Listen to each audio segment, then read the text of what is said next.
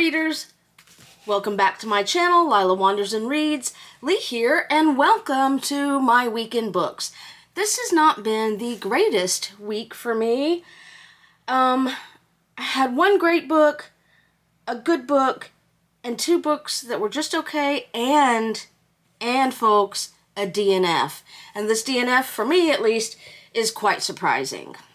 It might be just me, it might be where I am in the chaos of everything going on, but it is what it is. Anywho, let's get started.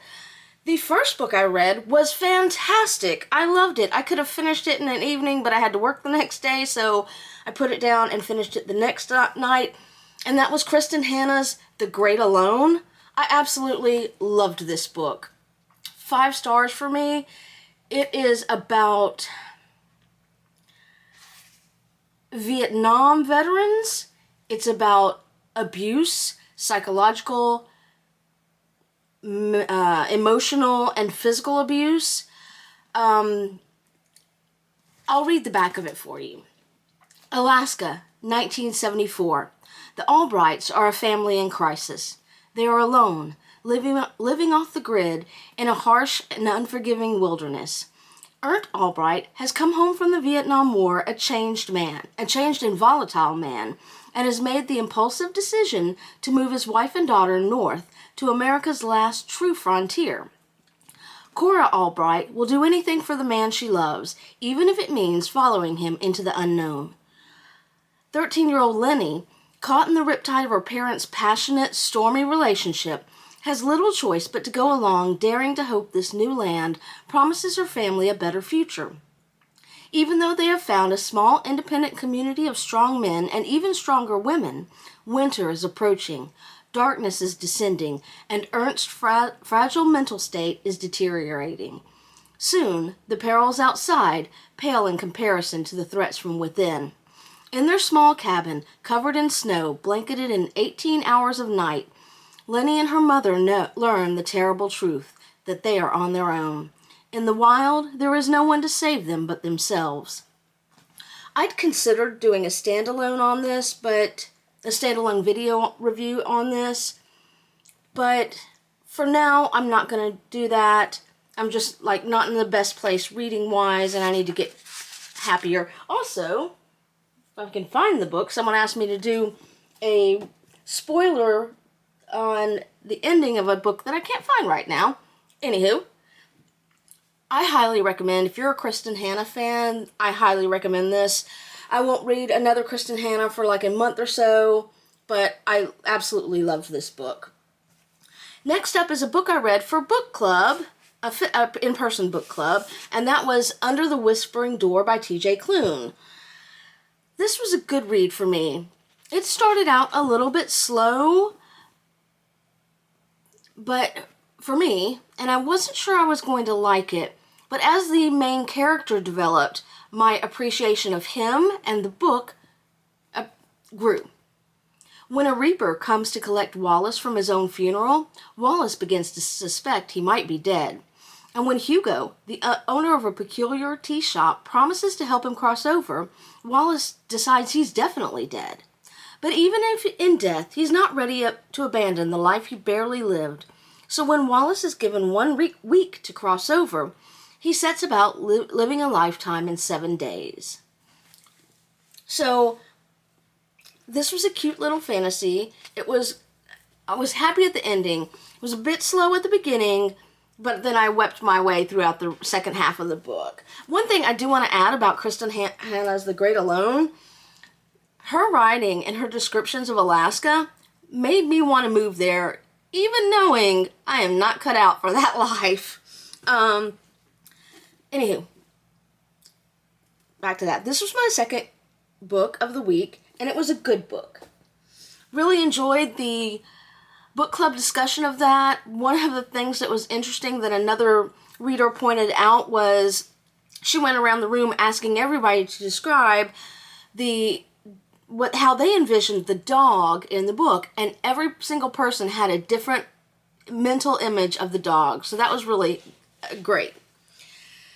Next up, Good book, got better toward the end, but again, another slow book. And this was a surprise because this is a set around a reality TV show, and I love those. And that is Haunt Sweet Home by Sarah Pinsker. I'm having a day. On the set of a kitschy reality TV show, stage scares transform into unnerving reality in this spooky ghost story from multiple Hugo and Nebula award-winning author Sarah Pinsker. When aimless 20-something Mara lands a job as the night shift production assistant on her cousin's ghost hunting / home makeover reality TV show, Haunt Sweet Home, she quickly determines her new role will require a healthy attitude toward duplicity. But as she hides fog machines in the woods and improves scares to spook homeowners, a series of unnerving incidents on set and a creepy new coworker force Mara to confront whether the person she's truly been deceiving and hiding from all along is herself. This, I knew right away that something was not right with someone in here. I can't say any more or I'll spoil it. It was cute. Again, I think I'm going through a phase because as the next book in the DNF will show, I just haven't settled down into reading anything. I can't flow. I can't fall into a book lately. And that is this. I almost DNF'd Morrigan's Cross by Nora Roberts. I picked up this book and started to read it as it's part of a trilogy. But I did this in preparation for a video that we'll post tomorrow featuring books about vampires. I will not be featuring Morrigan's Cross because I've got like 7 other books to feature. This was published back in 2002. A battle is brewing between the forces of good and evil, a war that will be fought across planes of time, as Lilith, the most powerful vampire in the world, gathers her dark minions around her. The goddess Morrigan rises up to stop her, and with her, a circle of 6. So, I love Nora Roberts. I thought I was going to read back to back and finish this, but this one, I got bogged down in it. Some reviewer, wrote on Goodreads that a later trilogy, the Guardian trilogy, is really like this revamped, pun intended. Not really, but it's the same formula. So I had to push myself to finish this, and it got better toward the end. And I said, okay, I'll pick up book 2, Dance of the Gods, but again, it's 3 books in a row, it is probably me. And so I decided today, I started this Thursday night, that's how far I got in it, and I decided, I didn't read Friday, because I had book club, I didn't read at all Saturday, and I thought, you know what, let me pick her back up at a later time, because I love Nora Roberts. I don't know why this is a problem for me. Maybe it'll work for me better. I don't have anything picked up to read today. I do have a lot of chores to do, and yet I'm here recording. So while I'm doing my chores, I plan to see if I can find something that kind of fits wherever I'm at. Probably help if I'd stop doom scrolling on social media and read instead. I gotta work on that. Anywho. On the nonfiction side, I made huge progress in Home Before Morning, the story of an army nurse in Vietnam.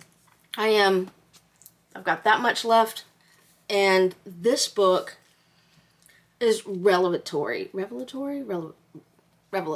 It's just, I've gotten to the point where she just got home from Vietnam. She is suffering from PTSD. She tries to go march with Vietnam veterans against the war, but the men won't let her because she's a woman. he said, "You don't look like a vet. If we have women marching, Nixon and the network news reporters might think we're swelling the ranks with non-vets." This is something that's addressed in Kristin Hannah's The Women, which is one of my favorite books of the year. It's back up there. She drew from this book and another book that I have that is somewhere around here, and I'm loving it. I think I should finish this book this week, and the afterward, which was done in, I believe, early 2001, but I'll let you know, and I'll let you know what I think about it. This one, I believe I am going to do a standalone video on. And on the audiobook side, I am listening to... I did not do a lot of listening. There was a lot going on in the news, so I had the news on as I was driving to and from work. But I did start back Friday evening, The History of Sound Stories by Ben Shattuck. This book, I've got 2 more stories after the one I'm listening to now, which has got like 5 more minutes on it. I hope to finish this by the end of this week, and I've got another audiobook lined up, and that will be finishing up You Like It Darker by Stephen King.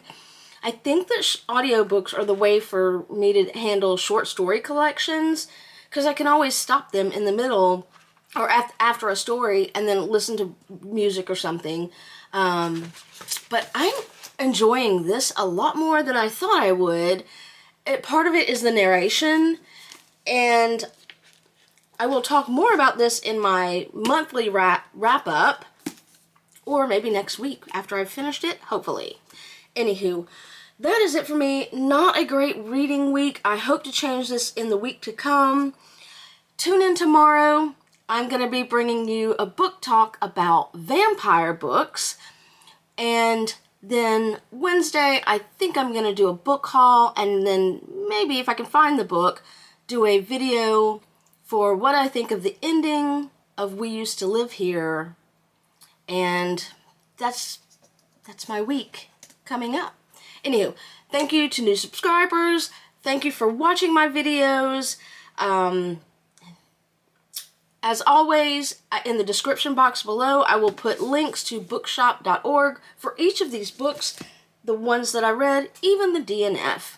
Anywho, that is all for me. I hope you have a happy reading week. I hope I have a happy reading week.